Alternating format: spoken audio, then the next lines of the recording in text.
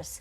Emkay Global Financial Services is now joining in, but they are of the camp that perhaps the sell-off in IT could be a little overdone, and valuations now are seemingly attractive. We have with us Seshadri Sen, Head of Research and Strategist at Emkay Global Financial Services, now joining in. Seshadri, thank you very much for joining in. Reema here. Thank you for hosting me.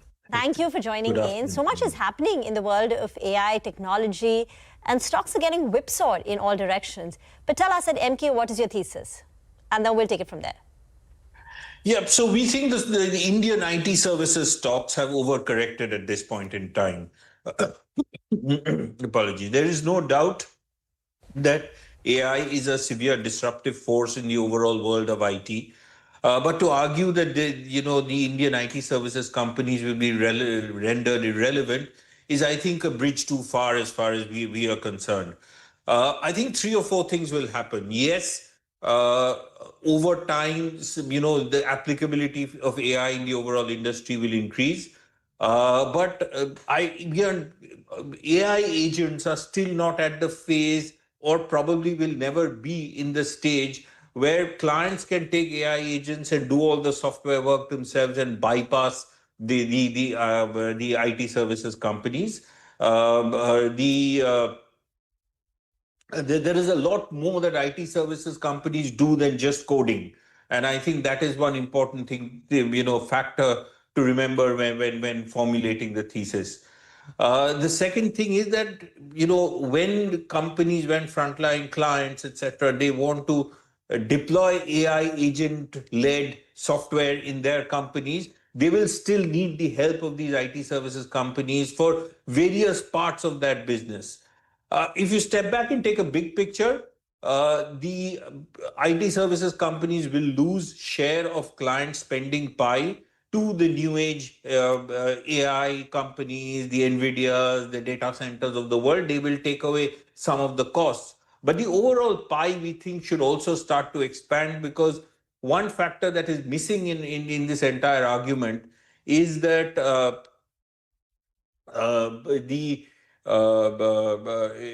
AI will produce many use cases. So static analysis will tell you that the share of revenues of IT services companies should contract. But if you take the second order impact, that AI will give you many more options in terms of use cases, I think the overall pie will expand, and the IT services companies should be fine. They are low growth companies. I think we have to accept that they are sub 5% growth companies. But to build in a scenario where they are contracting into oblivion is, I think, a little misplaced at this point, and an overreaction. On the other hand, valuations are, these are 100% cash flow companies. Valuations in many cases are 16 to 17 times. They're very disciplined in paying out their cash. So I think this is a good point to tactically look at this sector. We will start with the large cap, because in times of uncertainty, it's a little dangerous to go into a 30 times mid cap company, which may be more AI, maybe more ready to serve the new universe.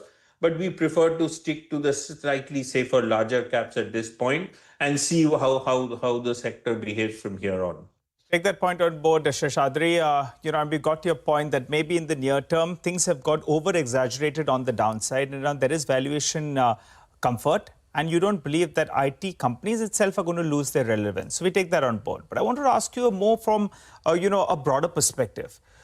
IT services as a contribution to, say, India's, exports, service exports, also in terms of unemployment. And the fear is that it will actually have a repercussion with regard to consumption as well as retail.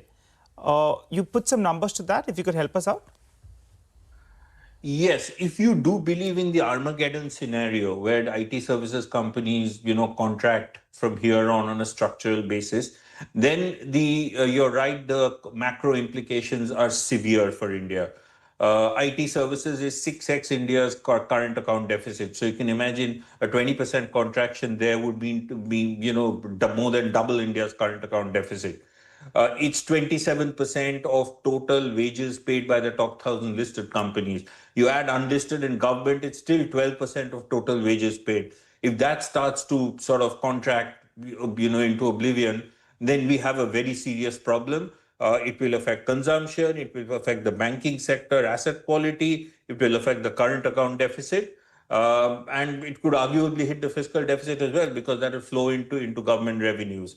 But that's an alarmist Armageddon scenario which we don't think will pan out. I mean, and it's fairly obvious that if the IT sector goes into a serious long-term slump, then India is hit by multiple fronts. I don't think you need very deep analysis to figure that out. But I think that's an unnecessarily alarmist scenario. This sector has withstood many other technological changes in the past. I agree that the AI revolution is not your regular technology change, stage. This is revolutionary in the way it's changing technology. But we do think that relevance will remain. We don't think that AI will substitute people and this workforce will shrink by 30%, because there will be use cases.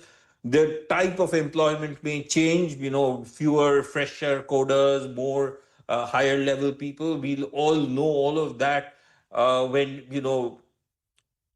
maybe a year or two down the line. One more factor that I pointed out in my note is that there's nothing happening right now.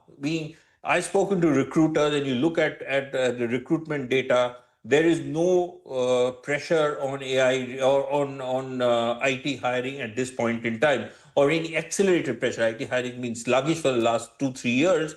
It will continue to be sluggish, but there's no sharp contraction.